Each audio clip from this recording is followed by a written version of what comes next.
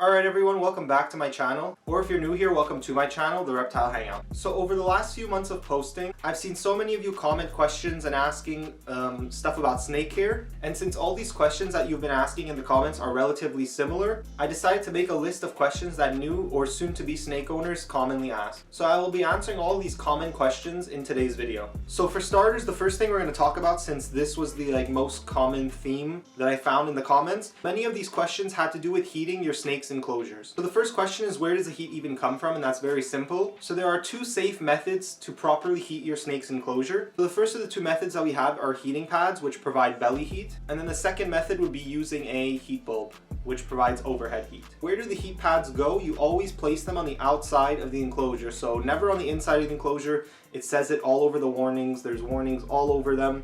It says it on the packaging. You never put these on the inside of the enclosure or anywhere where your reptile or snake can come into direct contact with the heating pad. And likewise, if you had a heating bulb, where would that go? You put it in a lamp socket above the enclosure. Now, of course, there are a couple exceptions to that, but since this video is for beginners, I'm talking about the beginner stuff. So the exceptions would be if you're making a giant custom enclosure and you have heat bulbs inside the enclosure with caging around them, so that way your reptile can't get to them. But since this video is for beginners, I'm just going to be talking about the basics. Alright, so the last part about heating is, what is the better method of the two? So it's really up to your situation and what you need personally, but in my opinion, the better of the two are heating pads. They're just efficient, they're quick, you just stick them on, you don't even have to use the sticker, you can just use your own tape. And it's also pretty cost effective because heating pads never really fail, so you don't have to replace them often, whereas bulbs, you might be having to change them every 6 to 12 months. Alright, so the next category of questions that we have has to do with the shedding process. So how long does the entire shedding process last for? Usually it lasts for 1 to 2 weeks. And during those 1 to 2 weeks, there will be a period called the blue phase.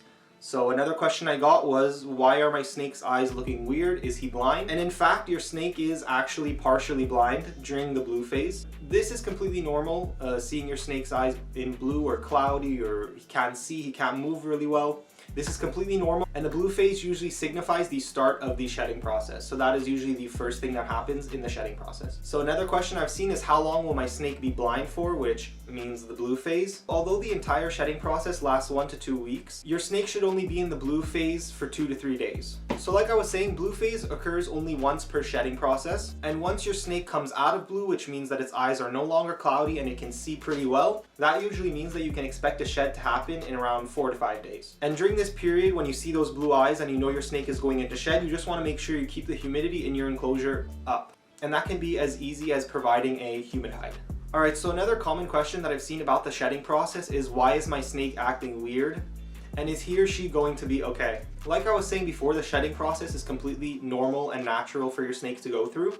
Although the shedding process is actually a time where your snake will feel the most discomfort. Believe it or not, shedding is discomforting for the snake. It's not comfortable for them to shed off their entire skin, to develop that layer of oil between the new skin and the old skin. So it's just a period where your snake will also experience a lot of discomfort.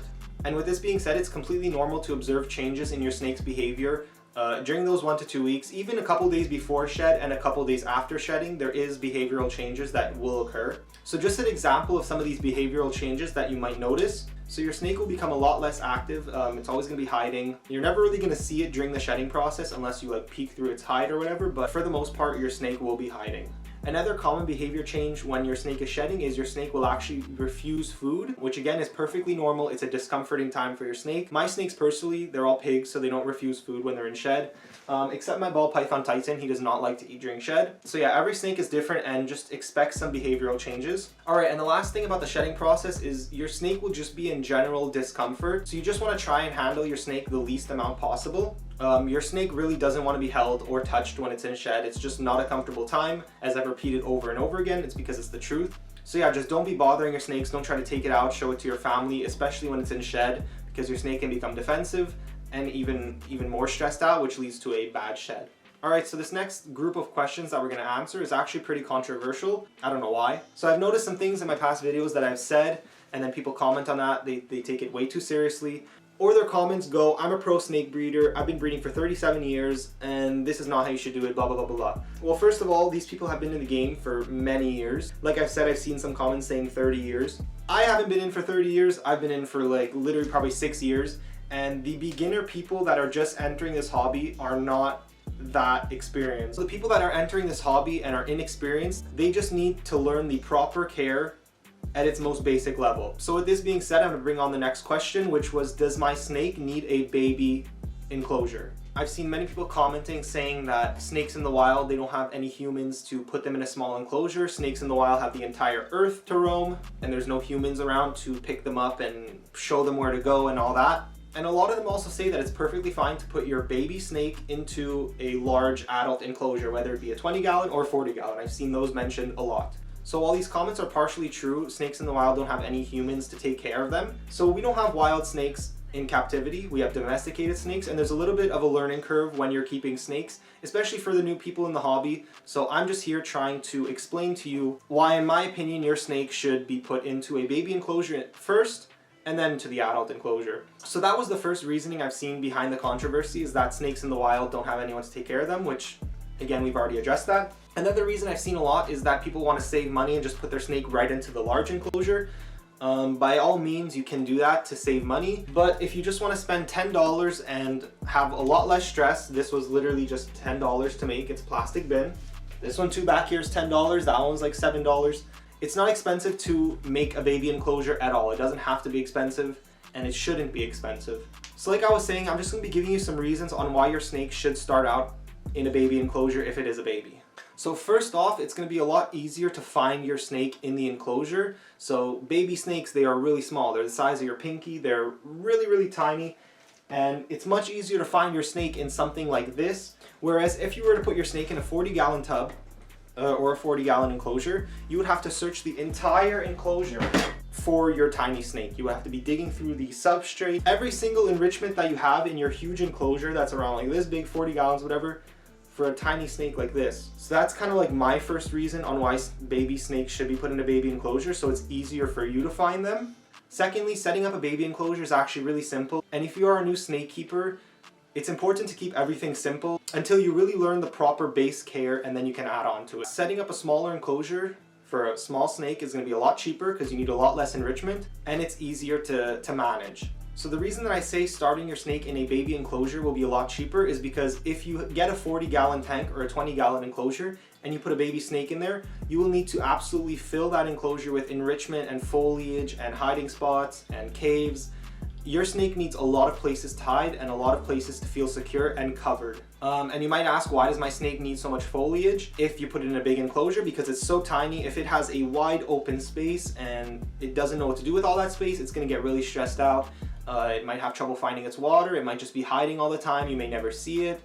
It's going to be hard to grab your snake, like I was saying, for handling reasons. Imagine if every single day you have to search an entire enclosure just to find your tiny little snake. To me, it just doesn't make sense. So like I was saying, it's much easier to set up a 10-gallon tank or a 10-gallon equivalent tub for your snake. It's about like $10 if you get a plastic enclosure. So the next reason that I have for why your snake should be put in a baby enclosure is because beginner snake owners simply don't need to be stressed out by the things that may happen if they put a baby snake into a 40-gallon or 20-gallon enclosure.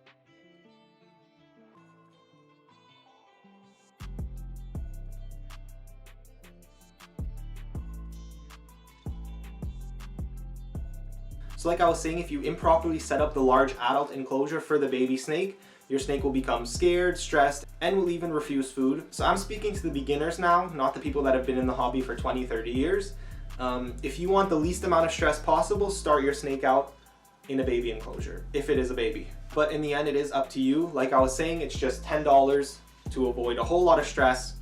And remember, if you do put a baby snake in a big enclosure, make sure you have a lot of foliage in there, a lot of cover, because if you don't, you're gonna have a bad time. So in my case, I like to keep it simple. I have a baby enclosure and I have the adult enclosures, which I'm probably gonna upgrade again because I don't really mind. And this is not big enough for an adult corn snake. Alright, so that's pretty much it for this video. There were, however, a lot of comments on handling your snakes, so I did make an entire video on that, so I'm not going to go over those topics again, but I'll link it in the description and in the end card in this video, so you'll see it in a couple minutes. Alright guys, so that's pretty much it. I'm pretty sure I covered everything that I've seen in this video, but if I didn't answer all your questions, or if you have some new questions, feel free to just drop a comment down below and I'll make sure to get back to you. Also, today's video was filmed on a new camera, so I don't know how the quality is going to be. This is like the first time I'm going to be rendering it and putting it through to YouTube. So I don't know if this camera is going to stay, but I'm just checking it out to see how I like it. So anyways, thanks for watching. I hope I answered your questions, and I'll catch you in the next one. Take care.